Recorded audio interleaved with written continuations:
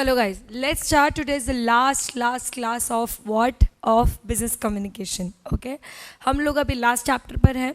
हम लोग स्टार्ट करने वाले थे कल advantages and disadvantage and since the time got off, तो अब हम लोग स्टार्ट करने वाले हैं advantage and disadvantage. We will complete this chapter and we will complete the MCQs as well. Okay, let's start. Advantages and disadvantages of email. सबसे पहला क्या है भाई एडवांटेज ईमेल का कि यार ईमेल को मैनेज करना बहुत इजी है, क्योंकि आपको यहाँ पर कुछ भी पेपर वर्क नहीं रखना है, आपको पेपर को कोई फाइल में स्टोर करके नहीं रखना है. आप इजीली स्क्रीनशॉट भेज सकते हो अपने कस्टमर्स को या फिर अपने जिन जो भी रिसिपेंट्स हैं उन लोगों को. ठीक है, तो ईमेल को मैनेज करना, आपको कोई बहुत सारी ऐसी मोटी मोटी बुक्स नहीं रखनी है, सब कुछ आपके फ़ोन में स्टोर्ड है. ठीक है, तो उसमें आपको कुछ भी मेंटेन करना नहीं है, बस आपको अपना ईमेल आईडी पासवर्ड याद रखना है, दैट्स इट. बाकी सारी फैसिलिटी आपको ईमेल में मिलती है.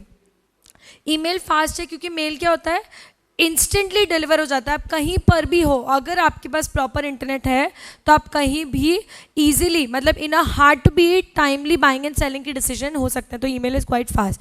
Email is inexpensive. आप फ़ोन करो, आप फैक्स करो, आप प्रिंट आउट निकालो, ये सब एनी डे बहुत एक्सपेंसिव है. और ईमेल क्या है other than less expensive, because if you get the wifi connection everything ना, तो फिर आप आप मिलियंस ऑफ ईमेल्स भेज सकते हो और वही वाईफाई कनेक्शन पे. तो आपको वाईफाई के कनेक्शन के अलावा कुछ भी एक्सपेंसिव नहीं पड़ता है. Email is easy to filter. आप प्रायोरिटाइज करते हो. तुमने देखा mark is read, mark is unread, flag करना हो. एक ईमेल है जो मुझे फॉर एग्जांपल उसमें मेरा आईडी पासवर्ड आया है, अब मैं चाहती हूँ कि मुझे हर बार वो ढूंढना ना पड़े, तो मैं उसको फ्लैग कर दूँ. क्या कर दूँगी? Flag, FLAG. ठीक है, अब वो फ्लैग्ड मेल्स में चला जाएगा मैं फ्लैग्ड मेल्स ओपन करूँगी, उसमें मेरा आईडी पासवर्ड मुझे मिल जाएगा, मैं उसमें से निकाल लूँगी. तो जो इंपॉर्टेंट मेल्स है मैं उसको मार्क भी कर सकती हूँ, जो ज़रूरी नहीं है मैं उसको हटा दूँ. या फिर कोई फॉर एग्जाम्पल कोई मेल है, वो मुझे मेल आया, मैं एक मूवी देख रही हूँ, वो मुझे मेल आया, मैंने उसको रीड कर लिया, पर मुझे उस पर काम करना है बाद में, और अभी मैं मूवी देख रही हूँ तो अभी तो मैं नहीं देख सकती. तो मैं क्या करूँगी, उसको मार्क एज अनरेड. ये भी एक बहुत बड़ी ऑप्शन होता है, सो दैट जब मैं नेक्स्ट टाइम अपना मेल बॉक्स ओपन करूँ तो मुझे वो अनरेड दिखेगा मैसेज, और फिर मैं उसे ध्यान से ओपन कर लूँगी. क्योंकि जो मेल आप रीड कर लेते हो उसको आप ओपन नहीं करते हो जनरली वापस. आ रहा है समझ में? ठीक है, तो अब ये प्रायोरिटाइजिंग इसमें कर सकते हो. Transmission is secure and reliable. Obviously एक तो पहली बात तो सिक्योरिटी बहुत हाई होती है. ठीक है, और उसके बाद वो टाइटर सिक्योरिटी लेवल सब लोग रखाते हैं, वो वॉल्स रखते हैं, फायर वॉल्स रखते हैं. ठीक है, तो ईमेल एनी डे प्राइवेट होता है. अगर आपने टेलीफोन वगैरह तो कोई किसी ने भी टैप किया है, हम मूवीज़ में देखते हैं ना कि ये टेलीफोन टैप कर रहे हैं, सबकी कॉन्वर्सेशन सुन रहे हैं, तो ये सारी चीज़ें जो है वो बहुत ज़्यादा क्या हो जाती है, फिर ईजी हो जाती है. Okay, so what you have to do is you have to make sure कि भाई आपका जो भी कॉन्वर्सेशन या मेल्स है वो क्या हो, बहुत ज़्यादा reliable. Fax machine can be out of order, out of paper. Fax machine तो out of order, out of paper हो सकती है. Time consuming. अब हम पढ़ने वाले हैं यहाँ पर डिसएडवांटेज. यहाँ पर हेडिंग डाल लो डिसएडवांटेज. ओके, डिसएडवांटेज में क्या है, सबसे पहले time consuming. While writing an email takes less time, it takes it time to print a letter and mail it off, or the ease of sending an mail also means the average person receives more correspondence security electronically that they would if all the correspondence was by postal mail. Okay, हाँ देखो, वैसे तो time consuming मतलब writing is easy, लेकिन what if you don't have an internet connection, what if you don't have a proper let's say proper you sitting in a remote area, तो फिर ऐसे case में आप क्या करोगे, आपको कोई ना कोई चीज़ फिर पर्सनली जाकर देनी पड़ेगी, तो तब मेल जो है वो टाइम कंज्यूमिंग हो जाता है. आया समझ में अच्छे से? ऑल्सो ये भी है कि एक दिन में एक बंदा कितने सारे मेल्स रिसीव करता है, तो आपको क्या पता कि आपका जो रिसीवर है वो आपके मेल को कब चेक करेगा और वो उस पर कब रिस्पॉन्ड करेगा. तो ये भी एक बहुत बड़ा प्रॉब्लम होता है. जब आप प्रिंटेड देते हो तो सामने वाले के हाथ में हैंड ओवर करते हो, तो you know that your work will be done at priority. Impersonal communication. Email भले ही कितना भी फास्टर हो, पर जो एक इंटरपर्सनल कम्युनिकेशन होता है, जो आपके बीच में एक बातचीत हो सकती है, वो सारी चीज़ें तो क्या हो जाती है, लॉस्ट. तो कस्टमर एम्प्लॉयज़ जो है वो इजीली आपको भूल सकते हैं अगर आप उनको मेल भेजोगे, पर अगर आप पर्सनली उनसे बात करोगे तो आपको याद रखेंगे. ठीक है, because they could remember your face. Misunderstanding बहुत ज़्यादा हो जाती है क्योंकि ईमेल में बहुत सारे ऐसे अब्रिविएशंस होते हैं, टेक्निकल जार्गन्स मतलब वर्ड्स होते हैं, तो ये सारी चीज़ें होने के कारण जो है वो मिसअंडरस्टैंडिंग क्रिएट हो सकती है। Vulnerability. It would take a manual effort on the part of the someone to access all of your information, printed documents and destroy them. But all your email can be easily crashed. देखो vulnerability क्यों होता है? vulnerable मतलब risky क्यों होता है वो? क्योंकि एक प्रिंटेड मटेरियल को डिलीट करने में, जलाने में टाइम लगेगा, लेकिन एट द सेम टाइम अगर हम बात करते हैं किसकी, ईमेल की, 1 सेकेंड में डिलीट हो सकता है। आया समझ में अच्छे से? तो ये क्या होगा, advantages and disadvantages of email. Clear है सबको? बढ़े आगे। चलो अब हम आते हैं इंट्रानेट पे। इंट्रानेट के बारे में सुना है? हाँ, ये हम डिस्कस कर चुके हैं आई थिंक, इंट्रानेट।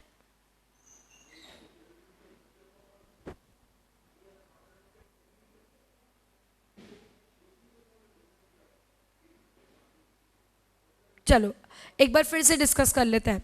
ओके देखो, इंट्रानेट का मतलब होता है एक ऐसा इंटरनेट जो सिर्फ कंपनी के अंदर चलता है। Okay, this is not something जो कंपनीज जो है वो एक आउटसाइडर से वो इंटरनेट यूज़ करेंगी, यूज़ करके बात करेंगी। इंटरनेट एक बेसिकली एक ऐसा फ्रेमवर्क होता है जिसमें कंपनी के अंदर एम्प्लॉयज़ जब एक दूसरे से बात करना चाहते हैं तो सबके पास एक अपना अलग आईडी होता है जो कंपनी का आईडी होता है, और सबके पास उसका पासवर्ड होता है।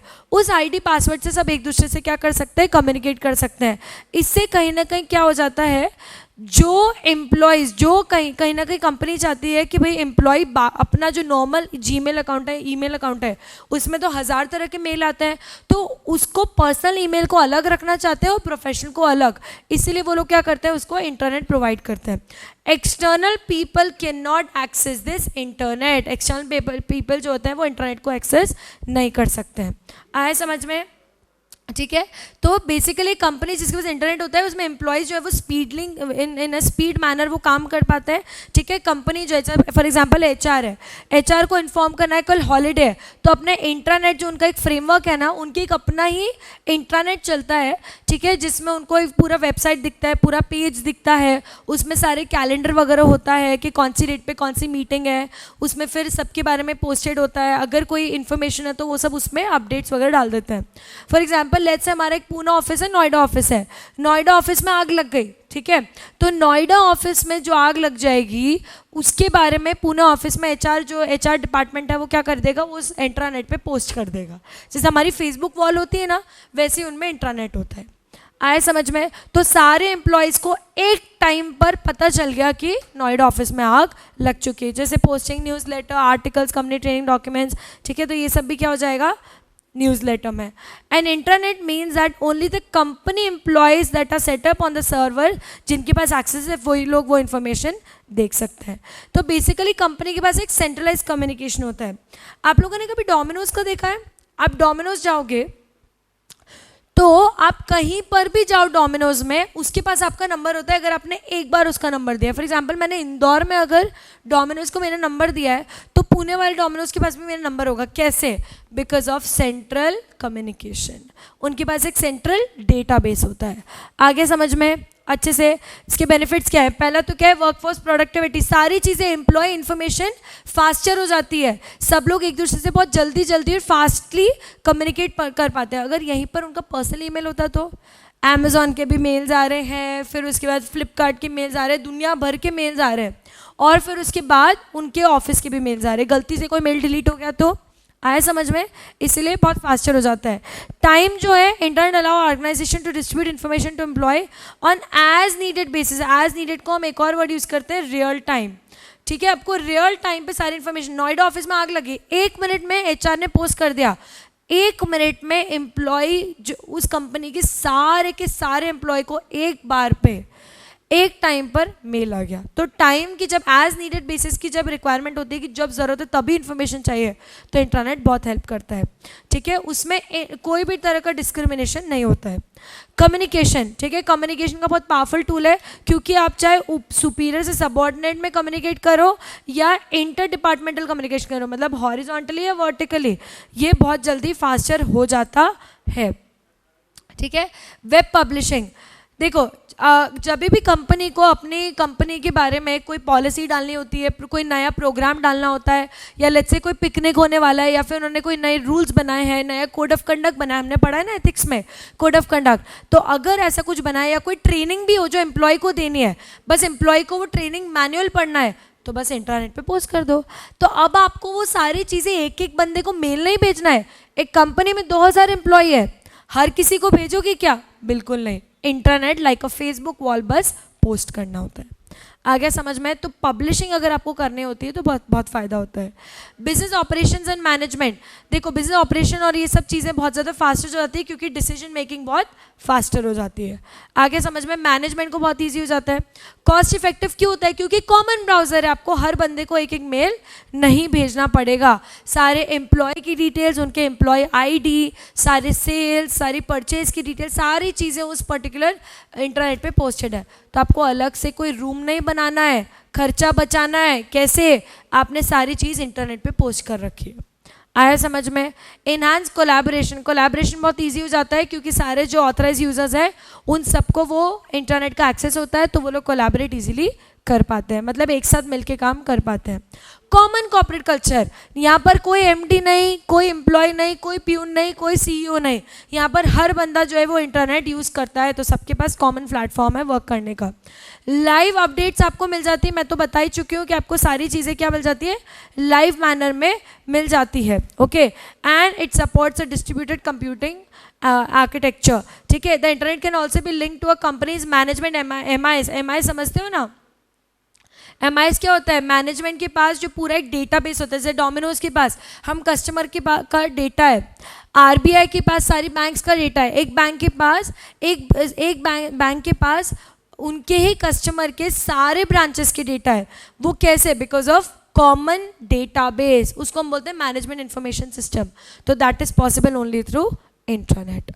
आगे समझ सबको अच्छे से? ठीक है, तो इसी के साथ हम हमारा लास्ट चैप्टर करते हैं खत्म। Okay, let's do the MCQ। चलो, हम ये पढ़ चुके हैं with reference to email. BCC क्या होता है? Blind carbon copy. BCC क्या होता है? Blind carbon copy. इसमें क्या होता है? एम्प्लॉय को किसी जिस भी पर्सन को आप मार्क कर रहे हो उसको दिखता भी नहीं है कि आप किस किस को मार्क कर रहे हो, किस किस के पास ये मेल जा रहा है। Which one of the following is protocol is generally use in internet? Internet में क्या होता है यूज? HTTP। HTTP याद है सबको? चलो, dash option forbids unwanted email to enter into email box. बताओ फटाफट से, अनवांटेड ईमेल्स किससे हट जाते हैं? स्पैम से। Okay, in which year US military started using improved form of email? इसका आंसर फटाफट से चेक करो पीछे, मैं भी करूं।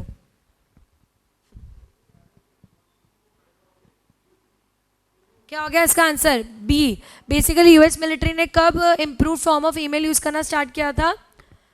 1974 में। ईमेल का फाउंडर कौन है? एरिस्टोटल या मेरिने टॉमलिंसन? फटाफट से बताओ।